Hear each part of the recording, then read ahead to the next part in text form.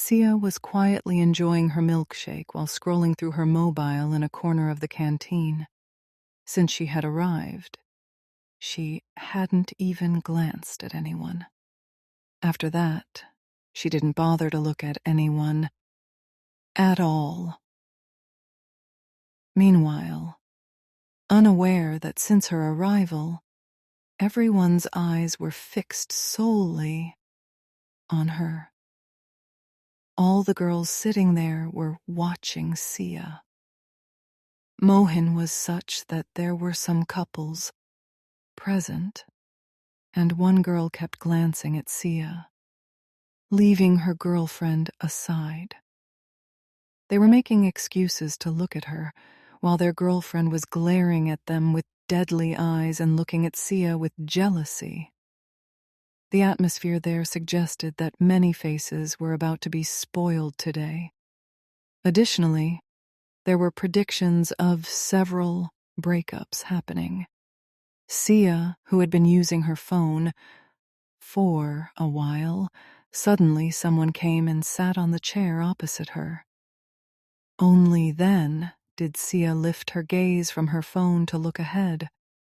Seeing the person sitting in front of her, she didn't react much and returned her attention to her milkshake. Meanwhile, the person sitting in front, upon seeing Siya's reaction, raised his eyebrows. Then, clearing his throat, he said, in his arrogant and haughty voice, "No need to be too happy.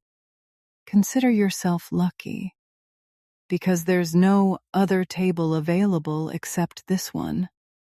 That's why I had to sit here."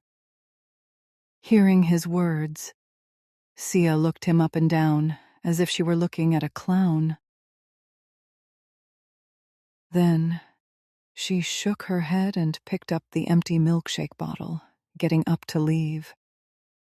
She threw it in the dustbin placed aside and walked out.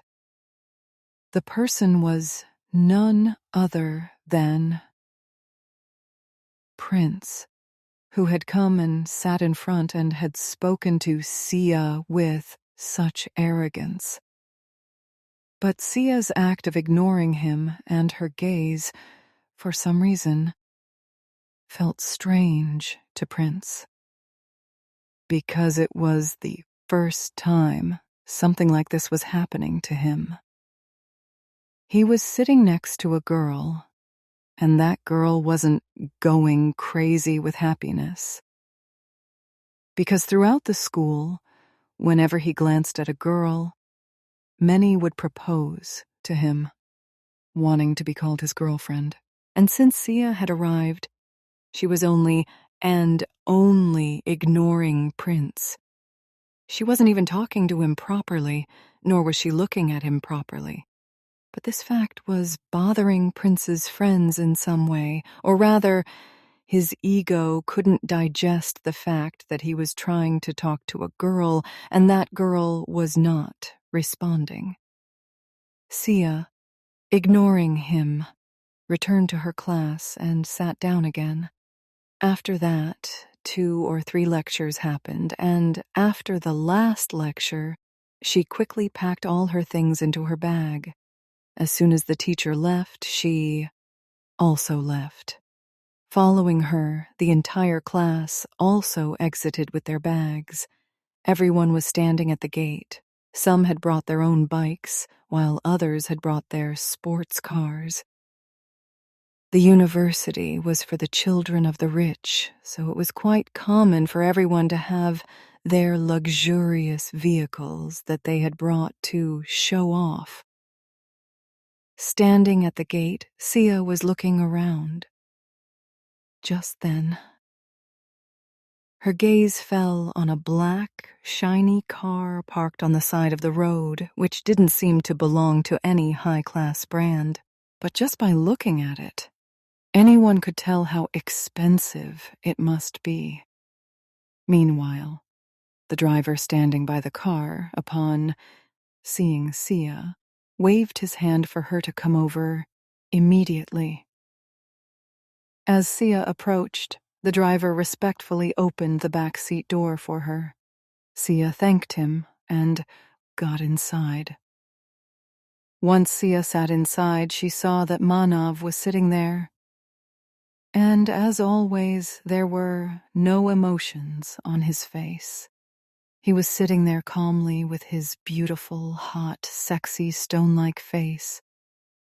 Seeing him, Siya smiled and said, "Grumpy, why did you come to pick me up? I could have come myself." Manav glanced at her and said, "I was heading home from the office. That's why the driver said your last lecture must have ended by now, so I stopped here." Hearing his words, Siya made a face and muttered softly, "Grumpy will always be grumpy." Meanwhile, the driver had started the car and left. But while leaving, he didn't notice that many eyes were fixed on Siya, and everyone wanted to know who Siya was. Because all the students studying there came from wealthy families, that's why they immediately recognized the car.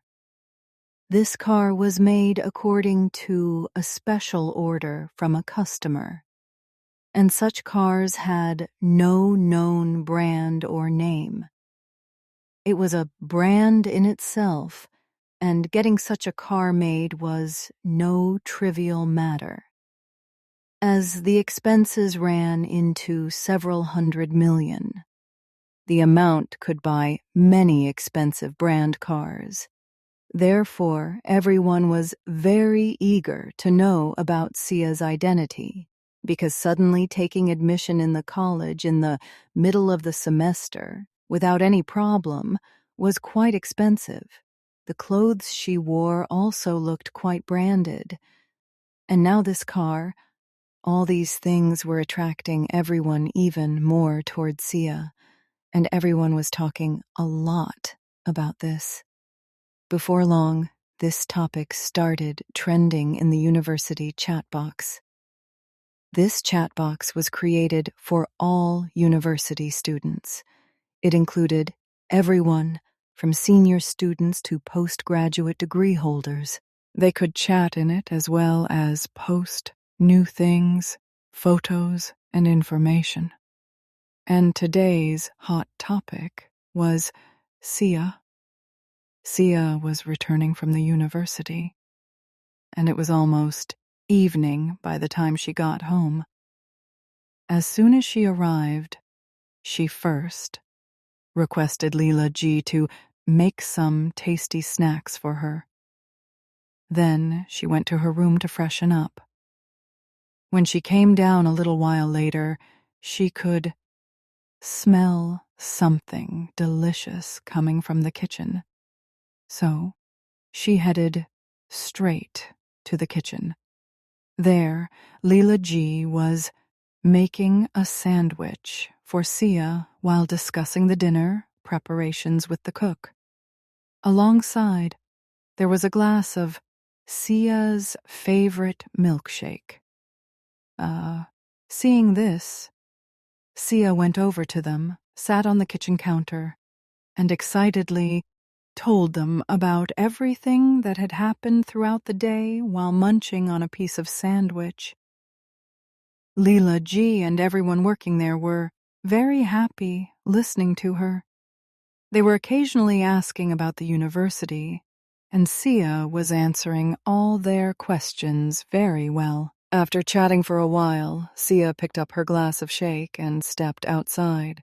She looked around and asked a servant about Manav. The servant informed her that Manav had been working in the study room since he arrived. Hearing this, Siya nodded and headed straight to the study room.